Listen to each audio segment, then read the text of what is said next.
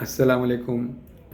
क्या हाल है डॉक्टर गुलज़ार। आज जो मेरा मौजू है वो ये है कि दिल की अगर एंजियोग्राफी और एंजियोप्लास्टी के बाद जो दिल की दवाइयाँ हैं वो किस तरह खानी है, कितने किस्म की खानी है, कब तक खानी है, और इन दवाइयों को खाते हुए अगर कोई और तकलीफ़ हो, नमूनिया, बुखार हो जाए, मलेरिया हो जाए, या कोई पेट ख़राब हो, कोई और इन्फेक्शन हो जाए, क्या उसकी दवाई खा सकते हैं या नहीं। तो सबसे पहले कि दिल एंजियोप्लास्टी के बाद दवाई कौन सी दवाई होती है। एक तो हम कहते हैं हम खून पतला करने वाली गोली। खून पतला करने वाली गोली क्यों देते हैं ये भी समझना थोड़ा ज़रूरी है, ख़ास करके जो दिल के मरीज़ हैं।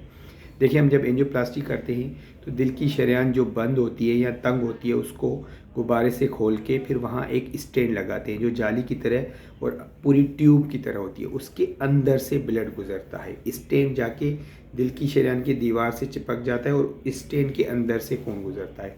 अब क्योंकि ये बाहर की चीज़ है तो इंसान के ब्लड में एक कैफियत होती है कि जो बाहर की चीज़ से टच होना या जहाँ पे ब्लड थोड़ा रुकेगा तो वो क्लॉट बन जाएगा। तो इसलिए ब्लड को थोड़ा थिन रखते हैं ताकि वो ईज़िली उस स्टेंट से गुजरे, उस शरेयान से, और दिल को खून की सप्लाई हो। तो इसलिए दिल के जो दवाइयों में खून पतला करने वाली दवाई है वो बिल्कुल इस तरह है जैसे मैं अपने मरीज़ों को कहता हूँ जैसे नमाज में फ़र्ज़ नमाज है। इसके बगैर आपकी दिल की दवाई पूरी नहीं है, ये बहुत ज़रूरी है। इस खून पतला करने में एंजियोप्लास्टी में हम डिस्प्रिन गोली देते हैं शुरू में 15 दिन या महीना, डिपेंड करता है कि एक स्टेंट लगाए, 2 या ज़्यादा, या किसी का खून ज़्यादा गाढ़ा है या कम है। और एक हम क्लोपिडोग्रिल गोली होती है, मुख्तलिफ़ कंपनियों के नाम से आती है, low plate, D plate, nor plate, बहुत सारे कंपनियों के नाम से आती है। अंदर क्लोपिडोग्रिल होता है, वो शुरू में सुबह शाम देते हैं, 1 हफ़्ता, 2 हफ़्ते या 4 हफ़्ते, डिपेंड करता है। ये 2 गोलियाँ डिस्प्रिन और क्लोपिडोग्रिल, ये दवाई बहुत ज़रूरी है। एक दिन भी ये दवाई बंद नहीं होगी, बिल्कुल बंद नहीं होगी।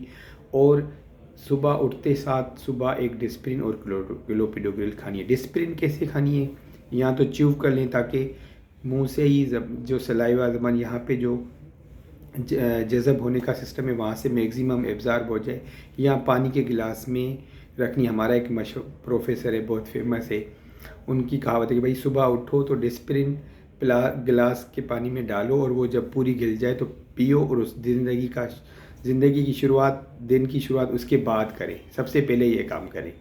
इसलिए कि ये जो डिस्प्रिन और क्लोपिडोग्रिल है ये बहुत अहम होती हैं। इसके अलावा 3 और गोलियाँ 4 होती हैं। धड़कन की गोली होती है, चर्बी को कम करने की गोली होती है, अगर किसी का ब्लड प्रेशर ज़्यादा है तो ब्लड प्रेशर कम करने की, या जिनको हार्ट अटैक हो जाता है जो उसके बाद एंजियोप्लास्टी करते हैं, दिल कमज़ोर है, चलने से सांस फूलता है, फेफड़ों में पानी, तो हम पेशाब की गोलियाँ ऐसी देते हैं जिससे थोड़ा पेशाब ज़्यादा आए ताकि फेफड़ों में पानी न जाए। लेकिन सारी गोलियां हमें सारी खानी हैं जैसे दिल का डॉक्टर कहता है। अब सवाल ये कि अगर कोई एंजियोप्लास्टी के बाद 15 दिन, महीना या 2 महीने कोई नमूनिया, बुखार, गला ख़राब, मलेरिया या कोई तकलीफ़ हो तो क्या वो बाकी डॉक्टर जो दवाई एडवाइस करते हैं वो खा सकते हैं या नहीं। अक्सर सवाल करते हैं मरीज़, इसका जवाब है जी, बिल्कुल आप खा सकते हैं। फ़र्क सिर्फ ये कि जो दिल की दवाई है एज इट खाएंगे, बाकी आप किसी भी तकलीफ़ के लिए दवाई खा सकते हैं। कब तक दवाई खानी है, एंजियोप्लास्टी हो जाए, स्टेंट लग जाए, या माइनर हार्ट अटैक या मेजर हार्ट अटैक हो जाए, आप दिल के मरीज़ डॉक्यूमेंट हो गए तो आपने दिल की दवाई सारी ज़िंदगी खानी है। ये बात याद रखें, मैं 3 बार दोहराऊँगा, सारी ज़िंदगी दवाई खानी होगी, सारी ज़िंदगी। इसमें हम कमी कर देते हैं, कम कर देते हैं, 3 महीने बाद, साल बाद, 3 साल बाद काफ़ी कम कर देते हैं, लेकिन दवाई बंद नहीं होती। दवाई बंद करना खुदकुशी के बराबर है, क्योंकि जो स्टेंट डले होते हैं दवाई बंद से, मैं दोबारा कहूँगा कि वो स्टेंट में ब्लड क्लॉट आएगा, स्टेंट बंद हो गए और दोबारा हार्ट अटैक हो सकता है। तो दवाई बंद कभी नहीं होगी। दूसरी बात यह है कि जो है ना, अक्सर मरीज़ सवाल करते हैं कि डॉक्टर साहब जो है ना फ़लाँ बंदे ने कहा या फ़लाँ हकीम ने कहा या उसने कहा कि जो है ना स्टेंट झुकने से निकल जाएगा, खांसी करने से या वज़न, ऐसा कुछ नहीं है। स्टेंट दिल की शरेयान में अंदर लग जाता है।